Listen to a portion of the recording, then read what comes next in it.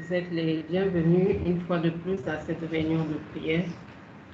Pour commencer, nous allons dire merci à notre Dieu. Nous allons lui rendre grâce, lui qui ne cesse de nous faire du bien.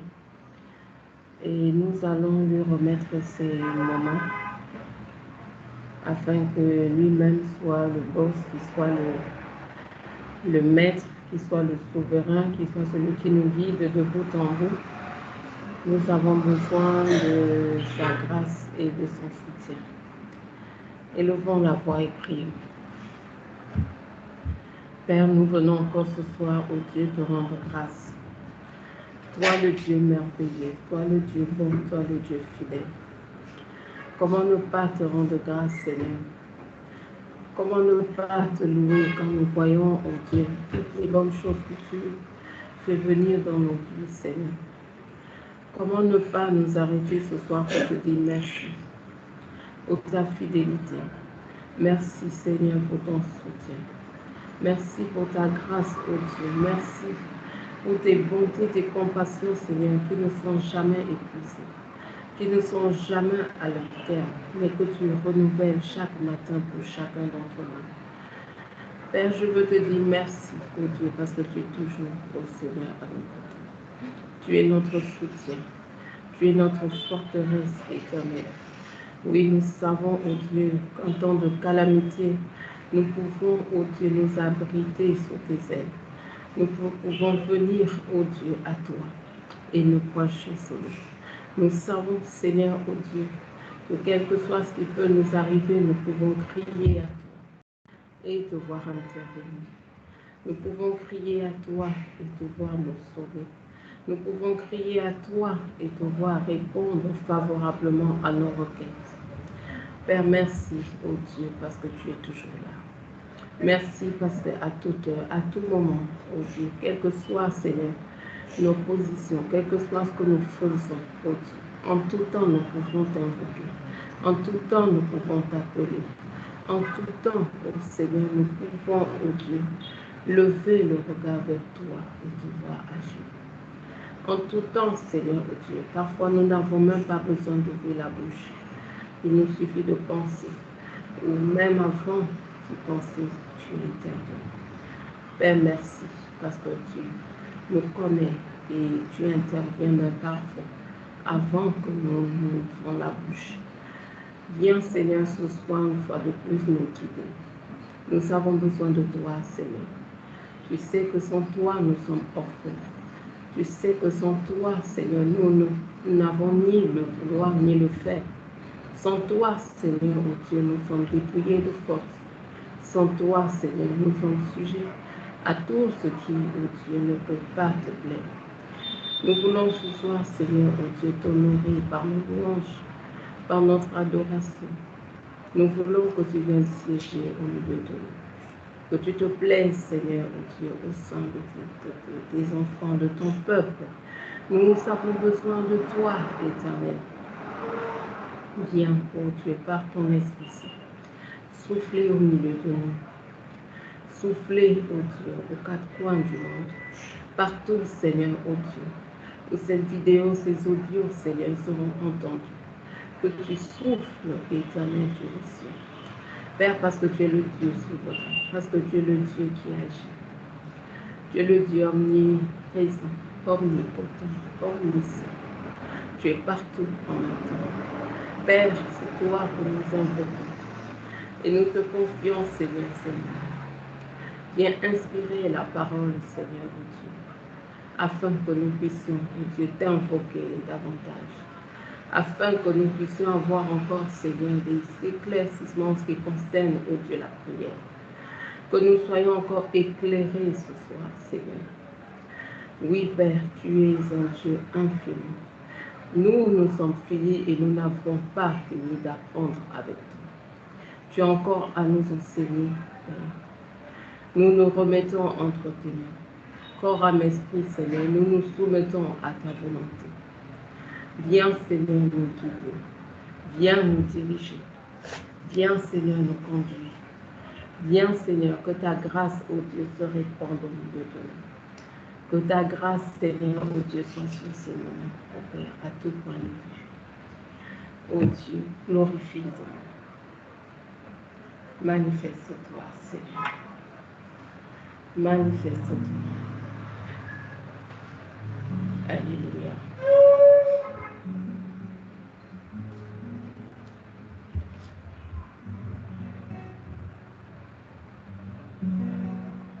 Ce n'est ni par la force ni par la puissance, mais c'est par l'Esprit de Dieu que nous pouvons tout accomplir.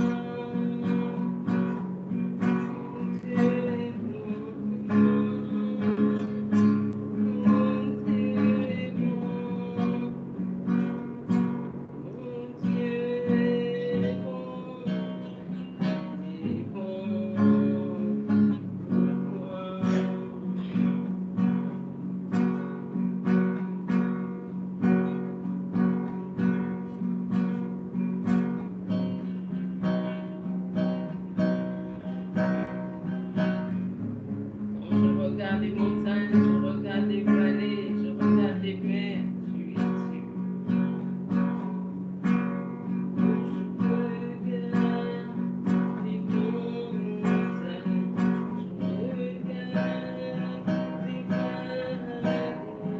Tu es Dieu.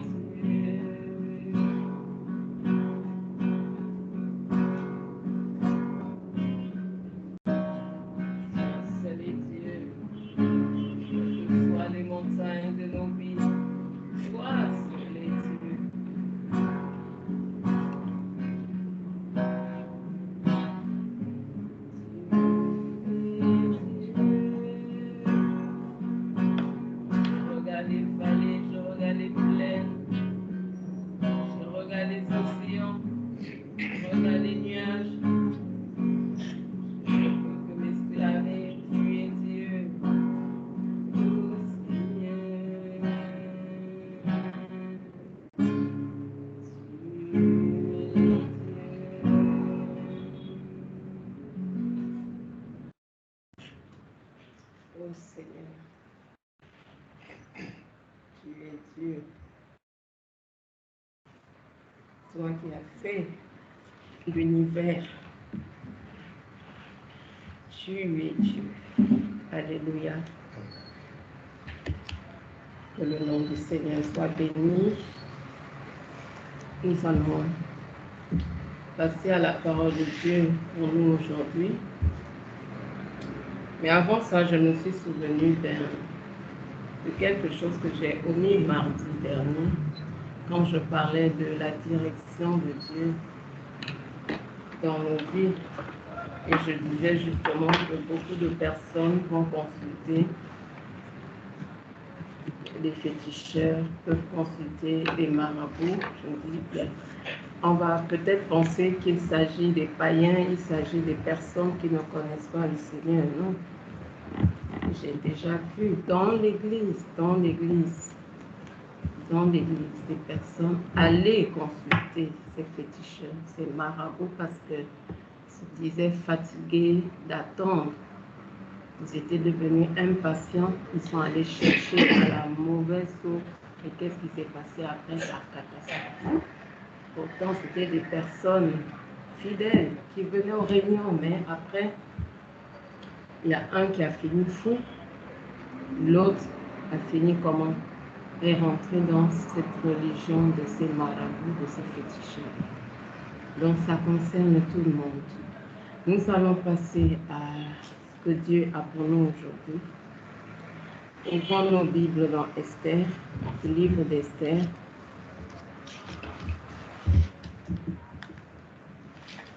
Le livre d'Esther, nous allons lire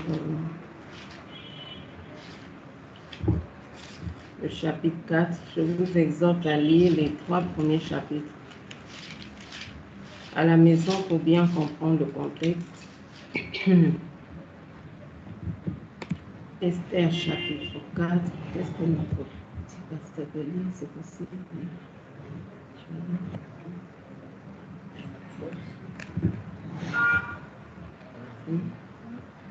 Vas-y. Esther chapitre 4, c'est à la page 504.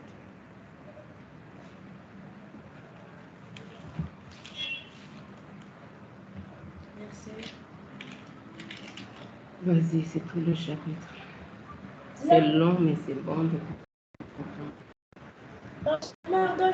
Mardochée, connaissant de tout ce qui se faisait, il déchira ses vêtements et prit le sac et la cendre pour aller dans la ville. Il poussait de grands cris amers. Il parvint ainsi vis-à-vis de la conciergerie royale, car il était impossible de pénétrer dans la conciergerie royale à pied d'un sac. Dans chaque province, partout où parvenait l'ordre édit du roi, il y a un grand deuil chez les Juifs. Ils jeûnaient, pleuraient et se lamentaient. Beaucoup se couchaient sur le sac de la cendre et la cendre. Les jeunes servantes d'Esther et ses ennemis vinrent le lui rapporter à la reine. Et la reine en fut toute bouleversée. Elle envoyait des vêtements pour en habiller Mardochée à la place du sac qu'il avait sur lui. Mais il n'accepta pas. Alors Esther appela Hatach, l'un des élus que le roi avait commis à son service, et lui donna des ordres au sujet de Mardochée, pour savoir de quoi il s'agissait et quelle en était la raison. Hatach sortit vers Mardochée sur la place de la ville vis-à-vis de la conciergerie royale. Mardochée lui rapporta tout ce qui lui arrivait, ainsi que le détail qu'Aman avait de l'argent que Haman avait promis de peser dans les coffres du roi pour qu'on fasse périr les Juifs. Il lui donnait aussi une copie du texte de l'édit d'extermination qui avait été publié à suivre. Il la montrerait à Esther et lui ferait un rapport en lui ordonnant d'aller chez le roi pour demander grâce et l'implorer en faveur de son peuple. Hatach va apporter à Esther les paroles de Mardochée. Esther dit à Hatach en lui ordonnant de le rapporter à Mardochée. Tous les serviteurs du roi, ainsi que le peuple de toutes les provinces royales, savent que quiconque, homme ou femme, se présente au roi dans la cour intérieure sans avoir été convoquée et mise à mort en vertu d'une loi. La même pour tous, seul peut rester en vie celui à qui le roi tend son sceptre d'or. Or, moi, voilà 30 jours que je n'ai plus été invité à venir chez le roi. Rapporta les paroles d'Esther à Mardoché. Mardoché fit répondre à Esther, ne t'imagine pas, Majesté, que tu échapperas seul d'entre tous les Juifs. Mais si tu continues à te taire en cette occasion, le soulèvement et la libération des Juifs surgiront d'un autre côté, alors que toi et la maison de ton père, vous périrez. D'ailleurs, qui sait si ce n'est pas pour une occasion comme celle-ci que tu es parvenu à la royauté? Esther fit répondre à Mardoché, va rassembler tous les Juifs qui se trouvent à Suse, jeûner à mon intention, sans manger ni boire pendant 3 jours, 24 heures sur 24. Moi aussi, je jeûnerai de même avec mes jeunes servantes. Dans ces conditions, j'irai chez le roi malgré la loi. Si c'est pour ma perte, je périrai. Mardoché s'en alla pour faire tout ce qu'Esther lui avait ordonné. Chapitre 5, juste 1, verset 1 et 2 seulement. Quand le 3e jour fut arrivé, Esther revêtit les insignes de la royauté et se présenta dans la cour intérieure du palais royal. Face au palais, le roi siégeait sur son trône royal dans le palais face à l'entrée de l'édifice. Au moment même où le roi vit la reine Esther debout dans la cour, elle obtint sa faveur. Le roi tendit à Esther le sceptre d'or qu'il avait en main. Esther s'approchait et toucha la pointe du sceptre. Nous voyons dans ces passages Esther, quand vous lirez les 3 premiers chapitres, Esther a remplacé la reine qui était rebelle. Nous avons aussi Aman qui était désigné, qui avait été désigné par le roi Assuérus au-dessus de tous les princes. Et tout le monde devait s'incliner, se prosterner devant Aman. Ça, c'est pour connaître un peu l'histoire. Et qu'est-ce qui se passe là? Comme Mardoché ne se prosternait pas devant Aman, il a décidé pas seulement de faire périr Mardoché, mais de faire périr tout le peuple. Que nous montre le chapitre 4 là? Quelque chose de très important. Mardoché était au courant de l'édit du roi, de ce que Aman avait décidé contre le peuple juif. On dit également que les serviteurs, les servantes, ça c'est au verset 4 d'Esther, étaient également au courant. Esther, qui était la reine, n'était pas au courant que sa vie était menacée. Elle n'était pas au courant. Quand elle apprend que Mardoché a déchiré ses vêtements, a revêtu, s'est assise sur le sac et la cendre. Qu'est-ce qu'elle a fait? Elle lui envoie juste des vêtements. Elle qui savait que en Israël, selon la loi juive, qu'est-ce qui se passe quand on déchire ses vêtements? Quand on s'assoit sur le sac et la cendre, c'est que là, la situation est critique. Mais qu'est-ce qu'elle fait? Elle décide plutôt d'envoyer d'autres vêtements à Mardoché. Pourquoi Esther n'était pas au courant? Pourquoi? Nous allons voir tout à l'heure. En ce qui nous concerne, nous, parfois nous avons la clé pour sortir des personnes des prisons. Mais comme Esther, nous sommes soit indifférents, soit négligents, soit insensibles, ignorants même, comme Esther là, qui ignorait ce qui avait été décidé contre sa propre vie, puisqu'elle faisait partie du peuple juif. Sachant que Dieu ne nous place pas au sein d'une famille, au sein d'une société, d'une entreprise, d'une école, d'une nation, d'une ville, d'un quartier, pour rien. Ce n'est jamais au hasard. Mardoché dit quelque chose de très important à Esther. Mardoché, qui était son cousin, lui dit quoi? Au verset 14 du chapitre 4. Si tu continues à te taire en cette occasion, le soulagement et la libération des Juifs surgiront d'un autre côté, alors que toi et ta maison et la maison de ton père vous périrez. Le soulagement et la libération des Juifs surgiront d'un autre côté. Nous sommes parfois dans des familles où nous voyons des personnes qui sont dans des sérieux problèmes, qui ont des difficultés. Nous avons la clé pour les sortir des prisons. Nous avons la clé.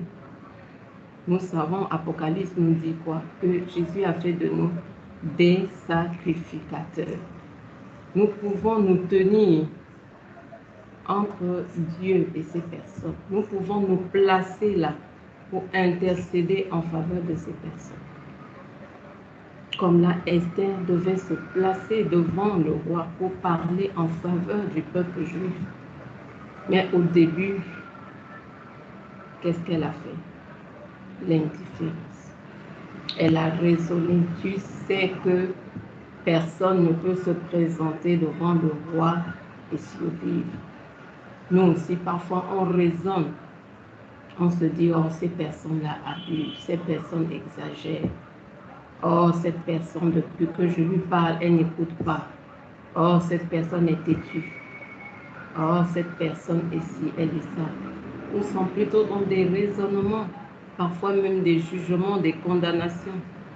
Au lieu de prendre notre place de sacrificateur, nous tenir là.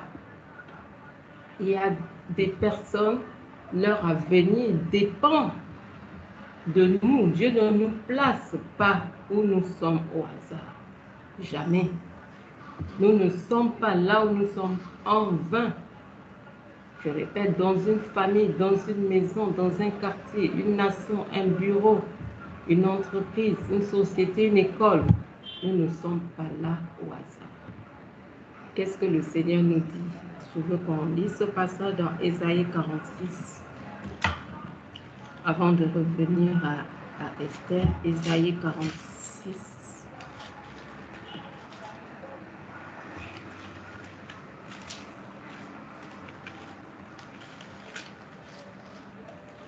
Ésaïe 46, verset 11. J'appelle dans l'Orient un oiseau de proie d'une terre lointaine, l'homme qui accomplira mes projets. Ce que j'ai dit, je le fais arriver. Ce que j'ai conçu, je l'exécute. C'est Dieu qui parle. Il dit, j'appelle de l'Orient un oiseau de proie. D'une terre lointaine, l'homme qui accomplira mes projets. Dieu peut te déplacer, t'envoyer à 6000 km parce qu'il veut t'utiliser pour débloquer une situation. Parce qu'il veut t'utiliser pour intervenir dans une vie. Parce qu'il veut que tu te tiennes sur la brèche, que tu pries pour une ville, pour un peuple, tu pries pour une personne. Dieu a besoin de toi. Mais que fais-tu? Es-tu comme Esther au début?